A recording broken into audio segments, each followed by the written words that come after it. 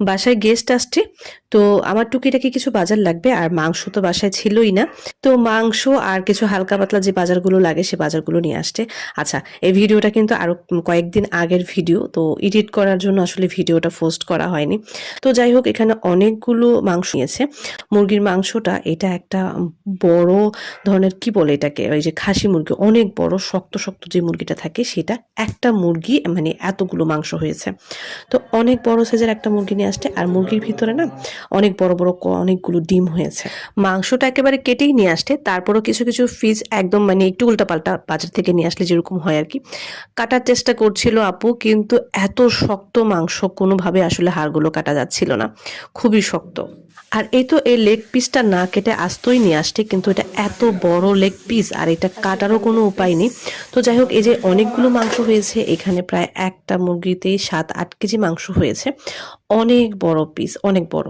মানে এই লেগ পিসটা যদি বাসায় না নিয়ে আসতো তাহলে আমরা বুঝতামই না যে হচ্ছে এই মুরগিটা এত বড় ছিল। মাথাটা দেখেন, বিশাল সাইজের একটা মাথা।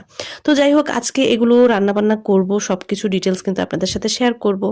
আচ্ছা, এখন বলেন তো আপনাদের কি অবস্থা, কেমন আছেন সবাই? এখন কিন্তু শীতের পরিমাণ অনেকটাই কমে গেছে। তো যাই হোক, যে যেখান থেকে আমার ভিডিওটা দেখছেন অবশ্যই কিন্তু আমাকে কমেন্টে জানাবেন কে কোথা থেকে দেখছেন। তো এই তো এইদিকে মশলাটা সুন্দরভাবে মেখে মাংসটা তুলে দিয়েছি, এত সুন্দর স্মেল বের হয়েছে। আর হচ্ছে মাংসটা একেবারে গরু মাংসের সেন্ট বের হচ্ছে। জানি না মুরগির মাংস খেতে কেমন হবে, তো রান্নার সময় এটা একদমই ফিল করতে পারছিলাম না। মুরগির মাংস তো মুরগির মাংসই। আর এই তো এখানে অনেকগুলো ডিম হয়েছে, এটার সাথে ছোট ছোট বড় বড়, তারপর দুইটা একদম শক্ত শক্ত সলিড ডিম ছিল। তো এই তো রান্না করার পর এই যে লেগ পিসটা, এত লেগ পিসটা কিন্তু আমি অনেকক্ষণ ধরে জাল করেছি। আর বাকি মাংসগুলো যেহেতু একটু ছোট ছোট পিস করেছি, তো ওগুলো এত বেশি জাল করতে হয় নাই। টমেটো সালাদ করেছি, আর মাংসটাকে একদম গরু মাংসের মতো ভুনা ভুনা করে ফেলেছিলাম। খেতে খুবই অসাধারণ হয়েছে।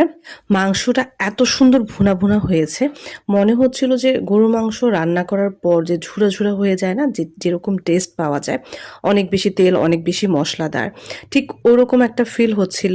তো আমাদের জন্য এটা আমার মানে খুবই ভালো লেগেছে, কারণ আমরা ইদানিং বাসায় গরুর মাংস মানে আমরা দুজন খাচ্ছি না, আর বাদবাকি সবাই খাচ্ছে। তো আমাদের জন্য মনে হয়েছে এই মাংসটা খুবই ভালো হবে, আর খেতেও খুবই ভালো লাগছে, গরুর মাংসের একটা ফিল পাচ্ছিলাম। তো এই তো আমার মেয়ের তো লেগ পিস খুবই পছন্দ, আমার মেয়ে লেগ পিস খাচ্ছে। আমার শাশুড়িকে একটা দিয়েছিলাম, সে হজ থেকে আসছে, তো আমার শাশুড়ি তো খেতে পারে না, আমার মেয়েকে তুলে দিয়েছে, ও খুব মজা করে খাচ্ছে। সেদিন এই প্লেটটা সাজিয়েছিলাম আমার শাশুড়ির জন্য, কিন্তু আম্মা কখনোই এত বড় পিস খেতে পারে না, সে সব সময় ছোট ছোট জিনিস খায়, মানে একদম ছোট পিস